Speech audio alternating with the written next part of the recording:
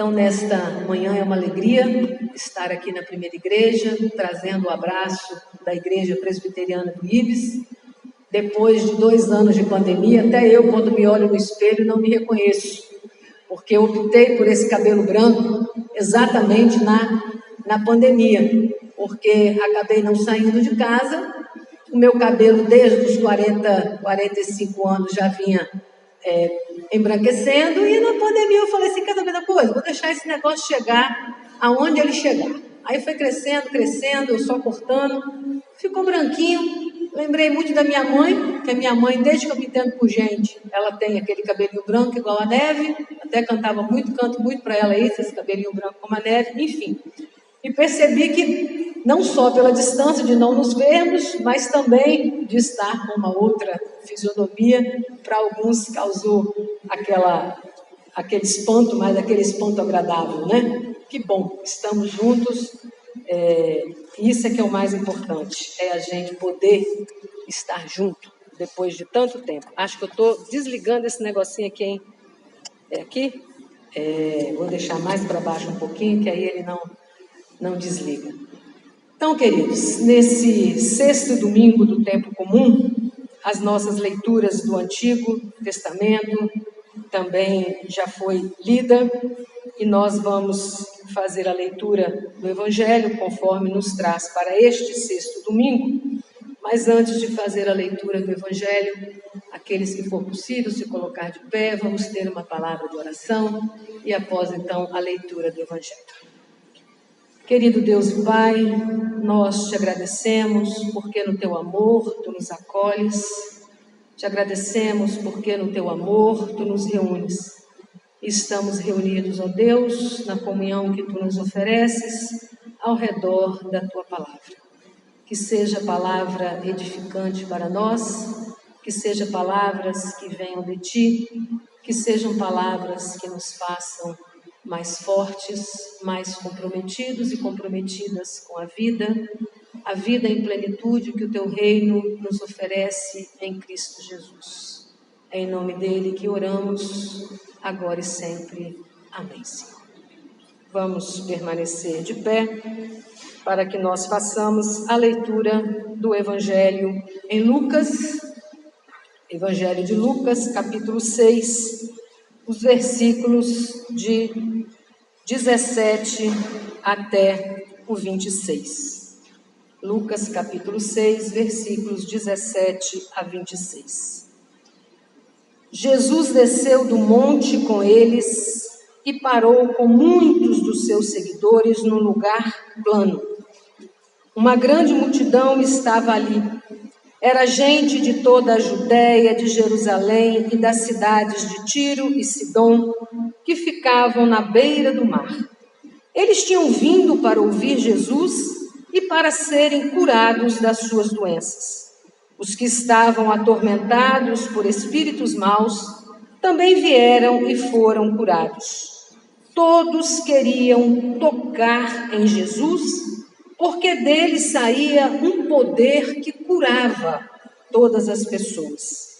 Jesus olhou para os seus discípulos e disse: Felizes são vocês, os pobres, pois o reino de Deus é de vocês.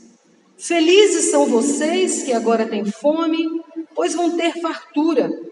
Felizes são vocês que agora choram, porque vão rir. Felizes são vocês quando os odiarem, rejeitarem, insultarem e disserem que vocês são maus por serem seguidores do Filho do Homem.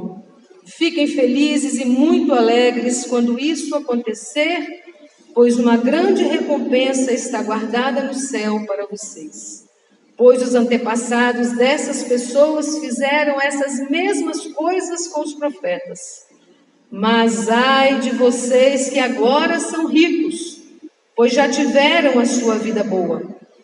Ai de vocês que agora têm tudo, pois vão passar fome. Ai de vocês que agora estão rindo, pois vão chorar e se lamentar.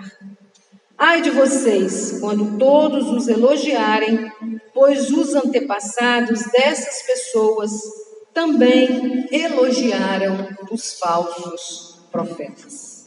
A igreja pode se sentar, ser elogiado em falsidade, um elogio que não queremos. Queremos um elogio, sim, mas um elogio que vem da graça, um elogio que vem do compromisso com a vida, um elogio que vem do compromisso com o amor. É assim que o Evangelho vai construindo essa nova proposta de Jesus, quando, em nome dele, vai sendo chamado aqueles que o seguem a um novo projeto de vida. E esse contexto quase que contraditório, onde se apresenta as bem-aventuranças, aqueles que são felizes, e aqueles que buscam a felicidade em caminho antagônico àquele proposto por Jesus. Vamos vendo então, no contexto do desenvolvimento do tema, como vamos perceber Jesus chamando, falando e propondo realmente um novo modo de viver. O tema, portanto, queridos e queridas, deste 6º domingo do tempo comum que vimos na liturgia, foi sendo acompanhado conforme o nosso calendário cristão. Nós vemos que o tema que aparece muito fortemente em todas as leituras é o tema da confiança e da esperança. São textos, então, que nos conduzem a essa reflexão, a confiança e esperança.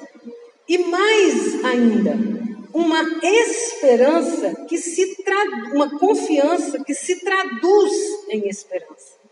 Não basta apenas confiar. É preciso que essa confiança redunde em algo novo, em algo motivador, em algo que vá realmente fazer com que possam pessoas juntas traçarem uma mesma trajetória. E aí, para mergulhar nas palavras ditas por Jesus, narradas no Evangelho de Lucas, vamos resgatar as palavras lidas no livro do profeta Jeremias, contidas em nossa liturgia, as quais apontam claramente para o contraste que se manifesta na vida daqueles que põem a sua confiança em Deus e na vida daqueles que põem a sua confiança meramente nas pessoas humanas, ou seja, naquilo que é palpável, naquilo que é produzido meramente pelos homens. São palavras proféticas que denunciam a pessoa que se apoia na força humana e se afasta de Deus. E aí é importante que nós abramos, uma compreensão de que quando o profeta fala do apoiar-se no humano, não significa que apoiar-se no humano não tenha valor, não tenha o seu valor. Acontece que não podemos nos apoiar do humano, nos afastando de Deus. Então é sempre essa vida a que somos chamados a viver, tendo esta percepção de que não se trata meramente de dizer que não podemos no nosso cotidiano nos apoiar em outras pessoas da nossa convivência. Muito pelo contrário, como é bom na nossa convivência saber que temos pessoas com as quais podemos contar, pessoas nas quais podemos nos apoiar. Mas trata-se sim, nas palavras ali do profeta, de denunciar a autossuficiência. A autossuficiência de uma humanidade que já não precisa de Deus, que já não vê mais nele uma rocha segura que tudo sustenta. Parece até um pouco a realidade que a gente vive hoje, Uma autossuficiência onde temos tantos caminhos que nos apresentam segurança, tantos caminhos que nos apresentam condições de vida que parece que tudo vai dar certo na medida que esses caminhos forem percorridos. Mas o profeta vem denunciar que não é assim que nós, como filhos e filhas de Deus, somos chamados a viver. Somos uma unidade, na qual precisamos sim do apoio uns dos outros, mas ao estar apoiado nessa conjuntura de estrutura humana, nós precisamos entender que toda essa estrutura tem a sua base fundamental, que é Deus. Então, portanto, não nos afastar de Deus a partir de caminhos que nos parecem tão seguros que já não mais precisamos de Deus. E às vezes a realidade nos convoca a isso, né? Esse negócio de religião, esse negócio de igreja, esse negócio de Deus, isso aí já foi. Não é mais para o tempo de hoje, né? Porque o tempo de hoje parece que é autossuficiente em tudo. As pessoas querem, resolvem, a tecnologia está aí para resolver os nossos problemas, a medicina está aí para nos dizer que ela cada dia está mais avançada, e que bom que ela esteja cada dia mais avançada. Que bom que a tecnologia esteja cada vez mais nos ajudando a serviço de um mundo melhor para nós. Que bom. Mas se não acolhemos isso em graça, nada disso tem valor, porque tudo isso precisa ser acolhido na compreensão de que usufruímos dessa benesse por graça e misericórdia de Deus. Vivemos um tempo tão conturbado que a cada momento, quando percebemos um passo a mais que é dado no favorecimento de nossa condição para enfrentar esse tempo de pandemia, é acolher na graça de Deus. Que bom que mulheres e homens estão debruçados, pensando, analisando, descobrindo formas de nos ajudar a superar esse momento de pandemia. E o profeta, então, na realidade, o que ele quer nesse momento é desafiar a esse olhar, um olhar para Deus. E desafiar a esse olhar para Deus, ele o faz olhando para a sua realidade. E é outro contexto que o profeta nos ensina. Não há como olhar para Deus sem olhar para a nossa realidade. É olhando para a nossa realidade que vamos olhar cada vez mais para Deus, para que Ele nos insira numa realidade a partir da sua graça. E vai então nos conduzindo a essa realidade que temos de enfrentar. Foi lançando então o olhar sobre uma triste realidade de um povo que se afastou de Deus, que o profeta utilizou como comparação, essa metáfora, essa figura linda que ele utiliza, a figura da planta no deserto. Como é essa planta no deserto? Uma planta no deserto, ele compara às pessoas que se afastam de Deus e depositam sua confiança única e exclusivamente na força humana. E aí, queridos, para o profeta, prescindir de Deus, ou seja, não contar com Deus, é construir uma existência limitada, uma existência raquítica, à semelhança daquela planta no deserto. É como um arbusto, uma pequena planta no deserto, condenada precocemente à morte. Assim, aqueles que se afastam de Deus, aqueles que constroem a sua existência sem a confiança em Deus. E em contrapartida, nas palavras da sabedoria profética, é apresentada também a figura daqueles e daquelas, que confiam em Deus e nele colocam a sua esperança. Como que o profeta compara essas pessoas? Ao invés de um arbusto, uma pequena planta no deserto, a vida daquele e daquela que confia em Deus e coloca nele sua esperança é como uma árvore plantada na beira do riacho. Uma árvore plantada na beira do riacho, perto da água, que pode mergulhar as suas raízes bem fundo e encontra vida em plenitude, pois mesmo quando não chove, ela não se preocupa, e é o fundamental que aparece agora, e produz frutos.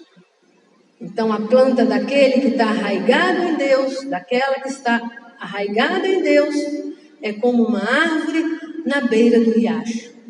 Ela sabe que precisa daquele riacho. Ela irradia suas raízes em direção àquele riacho. E esse riacho é aquele do qual nós cantamos até na nossa liturgia, né? Tenho sede. Não foi assim que a gente cantou? Tenho sede. E aí, como é que o canto também precisa ser elemento de edificação para nós? Não é só reproduzir palavras, né? É ver naquelas palavras algo que nos remete à palavra maior e que nos edifica pelo canto. Então, ao cantar, né, tenho sede, é como reafirmar: quero ser aquela árvore plantada na beira do riacho que irradia suas raízes em direção a esse riacho. É assim que o profeta comparou aqueles que procuram Deus e o entendem como fundamento para a sua vida.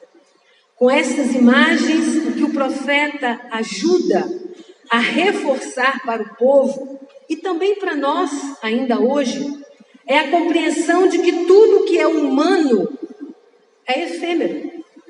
Não quer dizer que tudo que é humano tem que ser descartado, como há muito tempo a nossa teologia nos fez assimilar. Tudo que é mundano precisa ser descartado. Não é isso.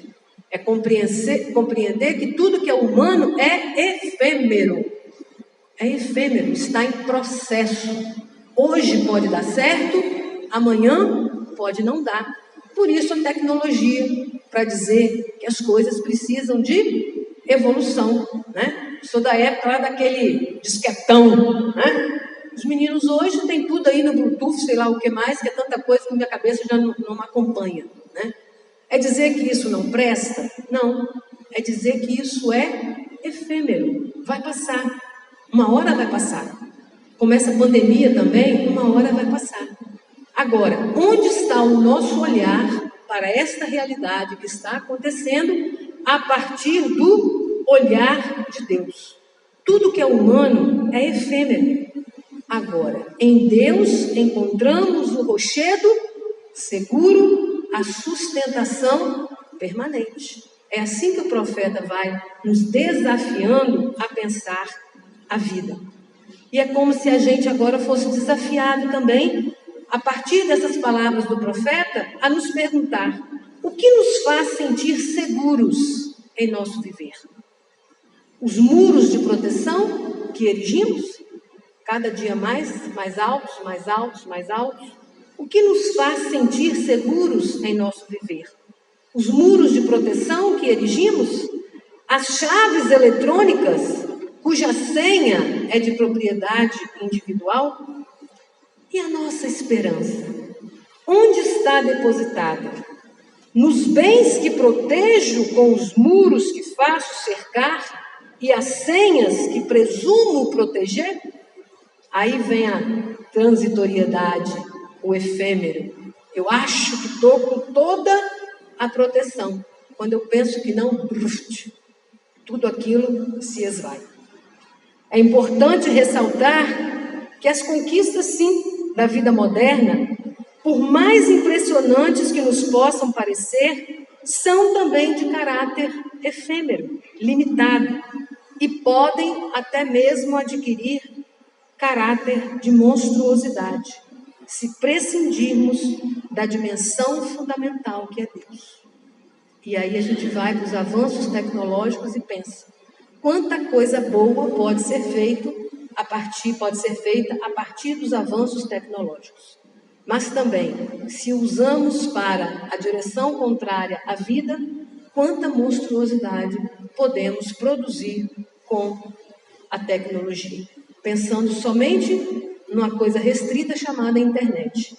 Quanta coisa boa podemos usufruir a partir da internet. mas também quanta monstruosidade pode invadir a nossa casa, a nós mesmos, a partir da internet.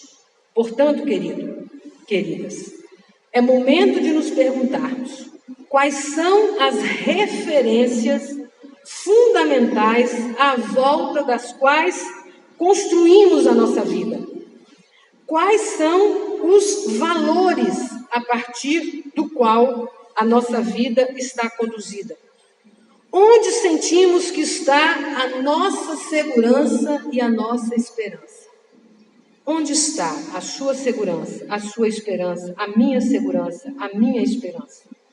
Na importância de uma condição social ou de uma profissão em destaque na sociedade? Nas conquistas científicas e técnicas? Na conta que temos no banco? Nos amigos influentes que nos elogiam pelo status, pelo que temos, pelo que podemos apresentar à sociedade? Ou no Deus que se compromete conosco e encontra 1000 formas de demonstrar no dia a dia a sua fidelidade? São questionamentos, reconheço, de cunho existencial, mas eles são fundamentais para avaliarmos a dimensão de nossa vida, se a queremos assumir de maneira cristã, como assim deve ser, em resposta à graça recebida no batismo, pois a partir deles podemos ou não acolher o programa de vida apresentado por Jesus, o qual aponta para uma compreensão da existência bem distinta da que predomina no nosso mundo. Toda essa percepção da palavra do profeta para nos ajudar a compreender as palavras de Jesus, porque as palavras de Jesus colocam em confronto, a forma como encarar a vida, a forma como, sobre que valores eu conduzo a minha vida. E assim, Jesus vai apontando a lógica do mundo, da sua sociedade, por isso o seu olhar para com ela, e vai vendo como que isso se contrapõe ao projeto de vida verdadeira que ele vem apresentando. É importante ir lendo o capítulo todo de Lucas para ver por que esse contexto, essas palavras de Jesus estão inseridas. O que acontece antes, o que acontece depois que essas palavras são proclamadas. E o que é importante observar? A lógica do mundo proclama, bem-aventurado, felizes os que têm dinheiro. Quem não quer ter dinheiro? É ruim ter dinheiro? Não é. Para a nossa subsistência, para uma vida digna, para tudo isso é importante e sabemos que é necessário o dinheiro. Mas a lógica do mundo valoriza o quanto mais a pessoa, o quanto mais ela possui. E às vezes até sem questionar de onde vem esse dinheiro que a pessoa possui.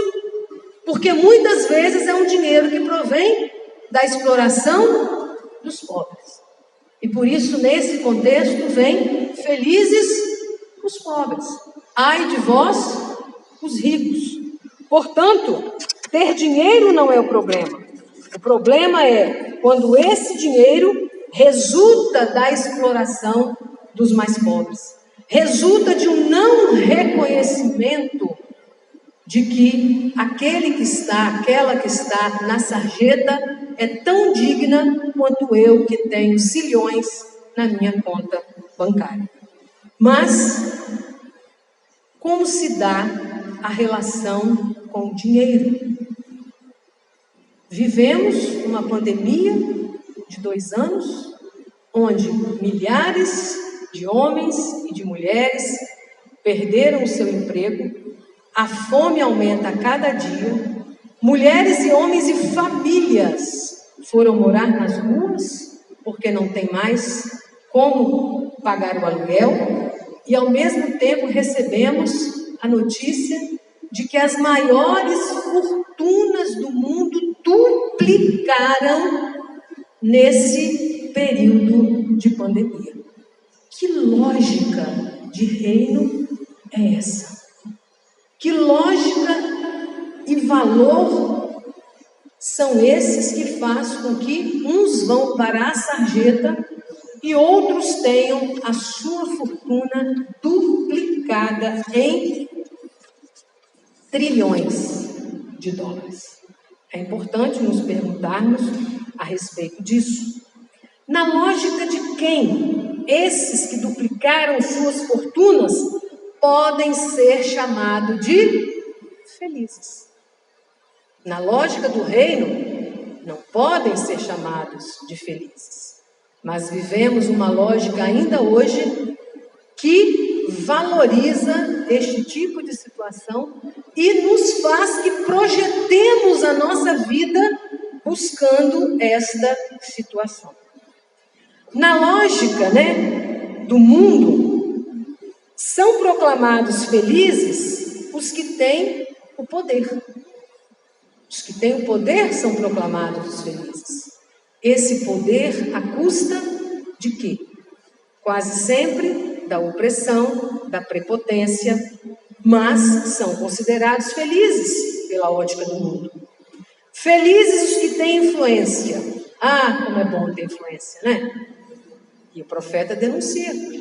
E Jesus, mais uma vez, denuncia também a questão da influência, do famoso jeitinho, né? Como é bom quando a gente quer burlar aquela fila, quando a gente quer burlar aquele processo que não anda, e aí a gente dá um jeitinho porque conhece alguém influente lá naquela área, etc, etc e tal. Isso tudo Jesus está perguntando. A partir de que lógica você quer viver a sua vida? Não podemos nos esquecer que para Jesus, a lógica de Deus exalta os pobres, os desfavorecidos, os débeis, dirigindo a esses palavras de conforto, ânimo e esperança. Na lógica de Jesus, aqueles que o seguem e aquelas que o seguem são chamados a isso, a dirigir palavras de conforto, ânimo e esperança a essas pessoas. E não podemos nos esquecer que essas palavras de conforto, ânimo e esperança são ditas num contexto que vai reafirmando o também dito por Jesus no episódio da sinagoga de Nazaré, onde Jesus inicia seu ministério já anunciando o programa trazido por ele. Isso é que é o fundamental. Jesus tem um programa para nós. E eu não posso me identificar como cristã se não identificar que programa de vida é esse que Jesus quer.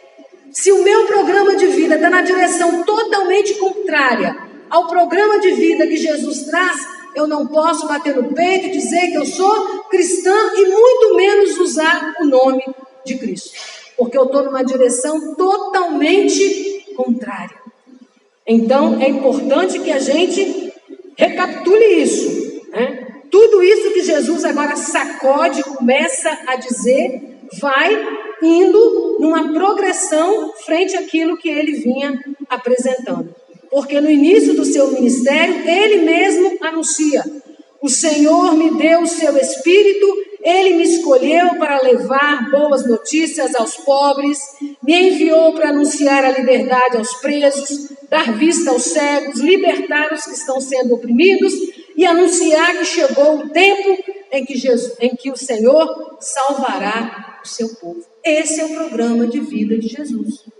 Libertar os cativos, dar dignidade ao ser humano, é esse o projeto de vida de Jesus. Assim, as bem-aventuranças, conforme Lucas as apresenta, manifestam numa outra linguagem o que Jesus já vinha dizendo. Por isso eu falo, vamos lendo para trás o Evangelho e vamos vendo por que chega nesse contexto. As curas, os desafios, o povo que vai até ele com as suas angústias e ele vai acolhendo, aos pequenos, aos privados de direito e dignidade, aos simples e humildes que Jesus diz? Jesus diz que Deus os ama de forma especial e quer oferecer a eles liberdade e vida digna. Jesus vai assim, agregando essas pessoas ao seu redor. Pessoas acostumadas com o desprezo, o abandono, o legalismo religioso, acham agora em Jesus um aconchego, uma aceitação, dignidade e ânimo. Assim precisam ser essas pessoas quando se aproximam de nós e nós quando nos aproximamos dessas pessoas. Mas a palavra de Jesus não chega então só para confortar os aflitos. Ela vem também para sacudir aqueles que já estão na sua condição confortável, onde tudo está muito bem. É preciso uma revisão de vida também, para ver se a minha vida, a vida de todos, Jesus vem para todos. E Jesus então sacode esses que já estão com a sua vida pela lógica do mundo arrumada, a também perceber aonde que a sua vida precisa ser mudada para ser adequada ao projeto de vida que Jesus traz para todos. É aí que nascem então as admoestações de Jesus, os ais, né? Os ais dirigidos aos ricos, né? Que vem trazer o outro lado do desafio que Jesus apresenta, porque denuncia a lógica de quem oprime, a lógica de quem pelo poder acha que pode fazer tudo, a lógica dos que pisam nos outros, dos que têm o coração cheio de orgulho, de autossuficiência. Esses não estão naquele momento disponíveis para o reino, e se querem acolher o reino precisam também mudar de vida. Jesus então sacode. Jesus traz também advertência aos ricos, não para dizer que ele é contra os ricos. Vocês agora podem então passar o trator por cima.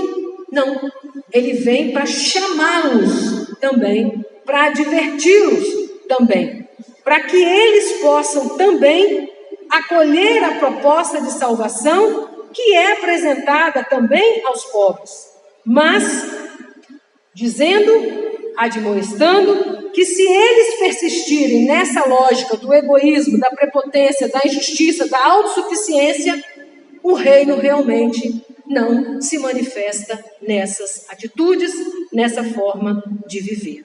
O reino que Jesus veio propor é a semelhança do arbusto plantado na beira do riacho. É preciso dar frutos, e frutos em dignidade.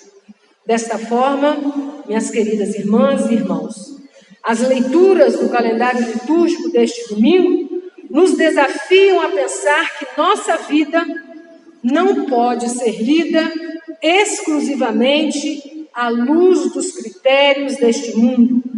Ao contrário, ela atinge o seu sentido pleno e total quando em Cristo e por sua ressurreição desabrochamos verdadeiramente para o homem novo, a mulher nova, que se empenham em construir uma sociedade na qual os valores do reino de Deus possam também florescer e desabrochar, produzindo vida digna em abundância para todos. Essa sim, a vida nova e feliz recriada por Deus. Vidas precisam ser recriadas a todo momento. A minha, a sua, de quem está lá fora. Vidas recriadas em Deus. E vidas serão recriadas em Deus quando os valores do reino estiverem impregnadas nelas. O Espírito Santo é a água que torna fecundo o arbusto e faz crescer a árvore. É o Espírito Santo que faz cada um de nós ser esse arbusto à beira do riacho, que cresce, se torna árvore. E ele nos irriga com a sua vida e nos faz produzir os frutos de conforto, ânimo, esperança e justiça que Deus espera quando nele colocamos a nossa confiança. Colocando a nossa confiança em Deus. nos assemelhando ao arbusto à beira do riacho. Irradiaremos as nossas raízes em direção a esse riacho, por obra do Espírito Santo agindo em nós. Coloquemos sempre em Deus a nossa confiança e a nossa esperança. Amém.